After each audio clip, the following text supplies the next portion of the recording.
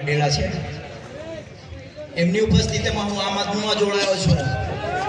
એનું જોડાનું પાછળ જોઈએ તો વિચારો તો ઘણા હોય છે. અમારા જેવા શિક્ષિત યુવાનો છે જે સરકારી નોકરી કરતા હોય છે, પરંતુ અમે જો પરિવર્તન લાવવાનું વિચારતા હોય તો તમે કેમ નહીં લાવવું જરૂરી છે. કારણ કે ચેતરભાઈ વસાવા છે એ સમાજ માટે લડે છે, આપણા આદિવાસીઓના હક અધિકારો માટે લડે છે, એટલે આપણે એને સપોર્ટ કરવો ખૂબ જ જરૂરી છે.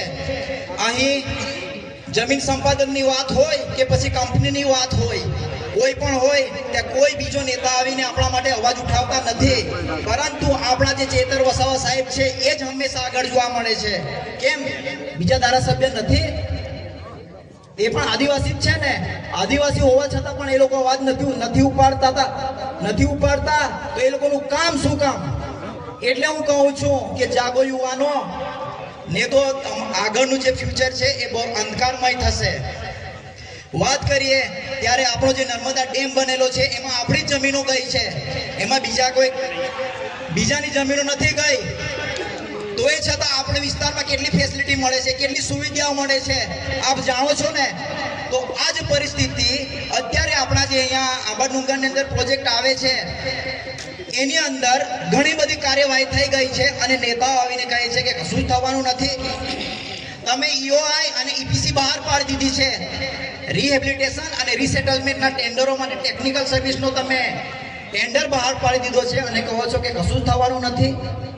હા, જે 28 ગામડાઓ નહીં થશે પણ એનો ક્યારે વારો આવશે એ ખબર નથી, પણ તમે તદ્દન એવું કહો છો કે કશું જ થવાનું નથી, તો એ ગલત છે. અત્યારે નહીં ખબર પડે?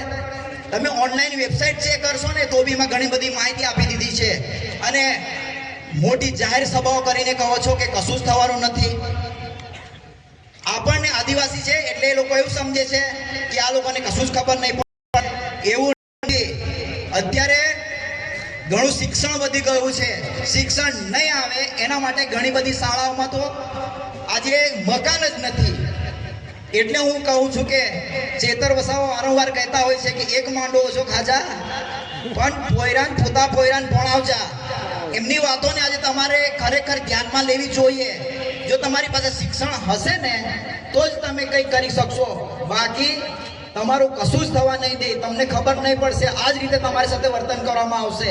તેથી હું આજે યુવાનોને આહવાન કરું છું કે જેટલા પણ હશે એટલા તમે આમ આદમીમાં જોડાવો.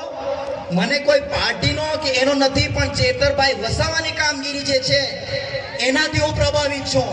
કેમ કે આમ આદમી પાર્ટી કે બીજી પાર્ટી ઘણી આવશે કે જશે, પરંતુ આપણી સમાજની વિચારધારા પ્રમાણે અને આપણા આદિવાસીના હકોની લડાઈ માટે જે કંઈ લડશે એની સાથે ઊભા રહેવાની આપણી ફરજ છે. જો ચેતર વસાવા જેવા વ્યક્તિઓ વારંવાર આપણને નહીં મળે, પરિવર્તન કરવું હશે તો આપણે બધાએ પડશે કે આજે આવશે ચેતર વસાવા પછી જતા રહેશે, પણ આપણે જાગીએ નહીં ત્યાં સુધી કશું જ થવાનું નથી. પરિવર્તન આવશે, કોઈ બીજા આવીને પરિવર્તન કરશે ને એ તમે ભૂલી જજો. આપણે જ પરિવર્તન કરવું પડશે. કેમ કે આપણે બંધારણમાં એક વોટની તાકાત આપેલી છે ને, આ વોટની તાકાતનો જ ઉપયોગ કરવાનો છે. એક બટન દબાવી દો, સરકાર હટી જશે, કોઈ ચિંતા કરવાની જરૂર નથી. અને એક સ્ટેટમેન્ટ મેં અત્યારે યુટ્યુબમાં જોયું હતું, મંત્રી આવ્યા તો એવું કીધું હતું કે જેની પાસે કશું છે જ નથી એ લોકો ઉધાર આપવા નીકળી પડ્યા છે. એ ઉધાર પણ આપીશું, અને જે દેશ બટન દબાવશે ને એ દેશ બધું જ આપીશું, ઉધાર બંધ બી કરી દઈશું. એટલે હું કહું છું કે પરિવર્તન લાવો, યુવાનો જાગો, અને સમાજમાં જે વડીલો છે એ લોકોને પણ જાગવાની જરૂર છે. જો જાગશો નહીં તો તમારા માટે કોઈ બીજો ઉદ્ધાર કરવા આવશે નહીં. આજે ચેતરભાઈ વસાવા છે એટલે આપણો અવાજ ઉઠાવે છે, અને નહીં હશે તો શું કરીશું? એટલે આ વસ્તુનો ધ્યાન રાખો, અને સમયની મર્યાદા હોય છે વધારે નથી કહેવા માંગતો, તો હું મારું આ વક્તવ્ય પૂરું કરું છું. જય હિન્દ, જય ભારત.